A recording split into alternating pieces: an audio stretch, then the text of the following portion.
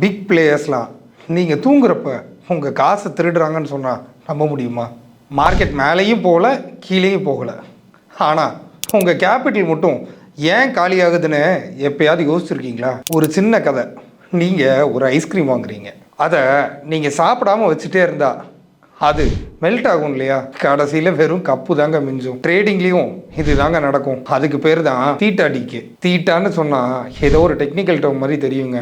ஆனால் இது ஒரு லீகல் ராபரி சிஸ்டம்ங்க. இன்ஸ்டிடியூஷனல் ட்ரேடர்ஸ்லாம் டிசைன் பண்ணதுங்க. ரீட்டைல் ட்ரேடர்ஸ் வந்து பணம் எடுக்கிறதுக்காக.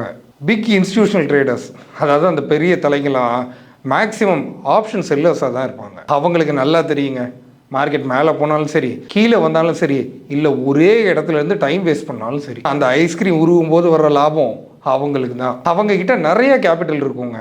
அவங்க மேலே உட்காந்து டைம் யூஸ் பண்ணி நம்ம காசை சைலண்ட்டாக திருடுறாங்க. மார்க்கெட்டே மூவ் ஆகலைனாலும் செல்லர்ஸ்க்கு காசு வருங்க. இதுதாங்க பிக் பிளேயர்ஸோட டாக்டிக்ஸ்.